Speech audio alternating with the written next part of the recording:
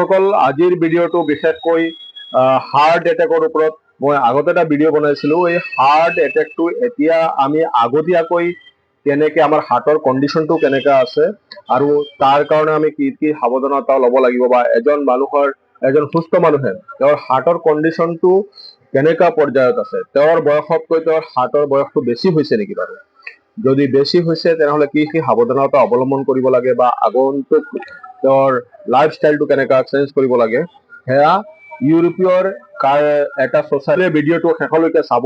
বিশেষ ইম্পৰ্টেণ্ট তথ্য আৰু জানি থওক, সকলোৰ কাৰণে ভাল।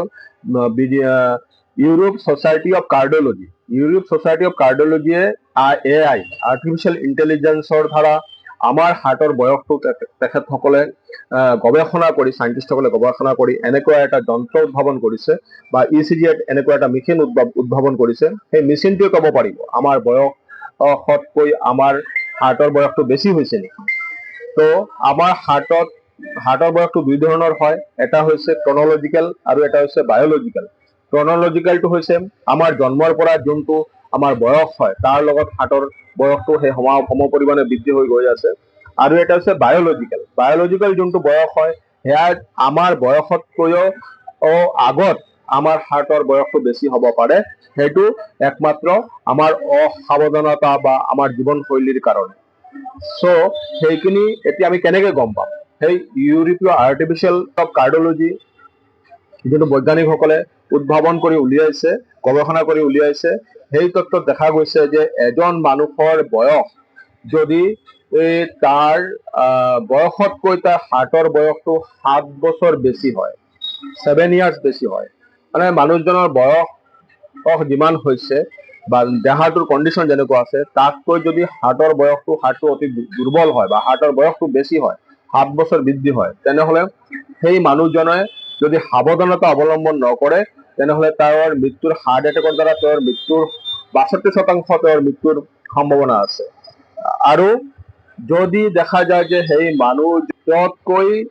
তেওঁৰ বয়সতকৈ 7 বছৰ কম, তেনেহলে তেওঁৰ মৃত্যুৰ যোনটো মৃত্যুৰ যোনটো আশংকা আছে সেয়া 14% অনলি, আৰু সেয়া লাহে লাহে আৰু হ্ৰাস পাব পাৰে।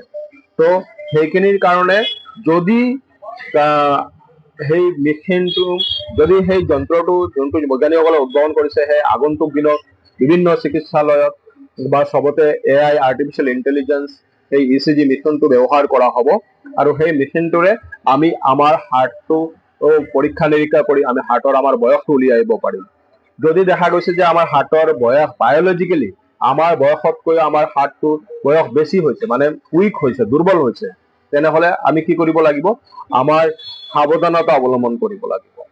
সাৱধানতা মানে আমি আমাৰ কমপ্লিট জীৱনশৈলীটো চেঞ্জ কৰিব লাগিব, লাইফষ্টাইলটো চেঞ্জ কৰিব লাগিব, সুষম আহাৰ ল'ব লাগিব, পানী খাব লাগিব, আৰু মানসিক চাপ বা ষ্ট্ৰেছৰ পৰা আমি দূৰত থাকিব লাগিব। কমপ্লিট আমি খোৱা বোৱা চেঞ্জ কৰিব লাগিব। সেয়া যদি আমি কৰিব পাৰো তেনেহলে আমাৰ হাৰ্টটোক আগতীয়াকৈ আমি ছেভ কৰি ৰাখিব পাৰিম, বা আমাৰ হাৰ্টটোৰ পজিশ্যন জানি কিনি আমাৰ আগতীয়াকৈ হাৰ্টৰ আমি হাৰ্টৰ পৰীক্ষা নিৰীক্ষা কৰি হাৰ্টৰ যত্ন ল'ব পাৰিম।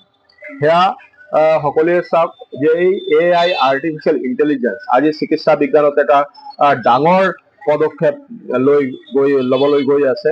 তো সেয়া যদি আহে আমাৰ সকলোৰ কাৰণে ভাল হ'ব।